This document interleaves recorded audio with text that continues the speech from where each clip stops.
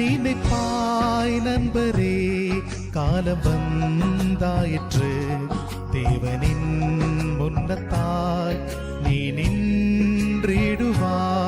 இயேசுராஜன் வரும் நாளிதை நினைவு கொள்.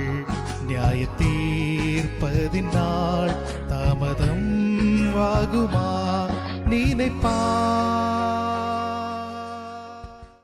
ஆண்டவராகிய இயேசு கிறிஸ்துவின் மகோன்னத நாமத்தில் உங்களை அன்புடன் வாழ்த்துகிறோம்.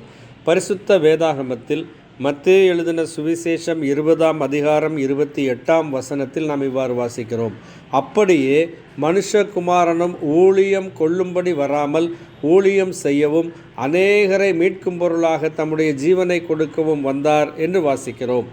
இன்றைக்கு உலகத்திலே வாழுகின்ற மனிதர்களாகிய நாம் எப்படிப்பட்ட சூழ்நிலையில் இருக்க வேண்டும் என்று விரும்புகிறோம் என்றால், ஒரு தலைவனாகவோ ஒரு நல்ல அதிகாரியாகவோ அல்லது ஒரு செலிபிரிட்டியாகவோ இருக்க வேண்டும்.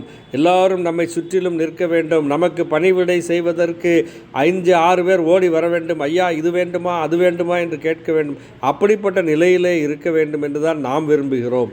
ஆனால் உன்னதங்களிலே தேவதூதர்களினால் பணிவிடை கொள்ளப்படுகிறதற்கு ஏதுவான நிலையில் இருந்த தேவாதி தேவன் இந்த உலகத்திலே மனிதனாக வெளிப்பட்ட போது அவர் கூறுகிறார், மனுஷகுமாரனும் ஊழியம் கொள்ளும்படி வராமல் ஊழியம் செய்யும்படியாக வந்தார் என்று கூறுகிறார்.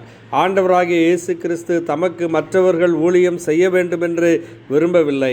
அவர் மற்றவர்களுக்கு ஊழியம் செய்கிறவராக வந்தார். அது மாத்திரமல்ல, அந்த வசனம் சொல்லுகிறது, அநேகரை மீட்கும் பொருளாக தம்முடைய ஜீவனை கொடுக்கவும் வந்தார் என்று கூறினார். ஆம் அருமையானவர்களே, ஆண்டவராகிய இயேசு கிறிஸ்து இந்த உலகத்திலே மனிதனாக வெளிப்பட்டதனுடைய காரணம் அநேகரை மீட்கும் பொருளாக தம்மை கொடுக்கும்படியாக வந்தார். இந்த உலகத்திலே பாவத்திலே விழுந்து கிடக்கிற மனிதன் பாவத்தின் நிமித்தமாக வருகிறதான அதனுடைய நீதியான தேவ கோபாக்கினைக்கு போகிறதை தெய்வம் விரும்பாமல் அதிலிருந்து மனிதனை காப்பாற்ற வேண்டும் என்று விரும்பினார். மனிதனை மீட்டு கொள்ள வேண்டும் என்று விரும்பினார்.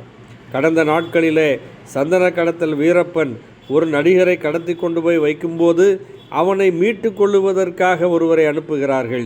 அவன் ஒரு மீட்கும் பொருளை கொண்டு போய் அவனுக்கு கொடுத்து மீட்டு கொண்டு வருகிறார்கள். அதுபோலவே பாவத்தின் அடிமைத்தனத்தில் இருக்கிற நம்மை மீட்டு கொள்ளுவதற்காக ஆண்டவராகிய இயேசு கிறிஸ்து தம்மைத்தாமே பலியாக ஒப்பு கொடுக்கும்படி வந்தார். இந்த உலகத்திலே பணிவிடை செய்கிறவராக அவர் காணப்பட்டார். பணிவிடை கொள்ளுகிறவராக அவர் வரவில்லை. தம்மைத்தாமே தாழ்த்தினார், அடிமையின் ரூபம் எடுத்தார். மனுஷர்கள் மீது வரவேண்டிய பாவங்களை எல்லாம் தன் பேரிலே ஏற்றுக்கொண்டு கல்வாரி சிலுவையிலே ஜீவனை கொடுத்து மரித்து அடக்கம் பண்ணப்பட்டு 3ஆம் நாளிலே உயிரோடு எழுந்தார்.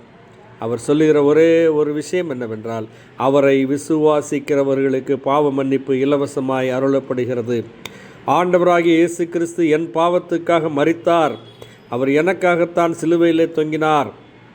மரித்த கிறிஸ்து 3ஆம் நாளிலே உயிரோடு எழுந்தார், இன்றைக்கும் ஜீவிக்கிறார் என்று யாரெல்லாம் நம்பி விசுவாசித்து ஏற்றுக்கொள்கிறார்களோ அவர்களுடைய பாவங்களை மன்னித்து அவர்களை தம்மோடு கூட தம்முடைய பிள்ளைகளாய், தேவனுடைய பிள்ளைகளாய் சேர்த்து கொள்ளுகிறார். நீங்களும் அப்படிப்பட்ட பெரிதான பாக்கியத்தை பெற்றுக்கொள்ள வேண்டும் என்பதை உங்களுக்காக நாங்கள் தேவனிடம் செய்யும் பிரார்த்தனையாயிருக்கிறது. ஆமேன். நன்றி.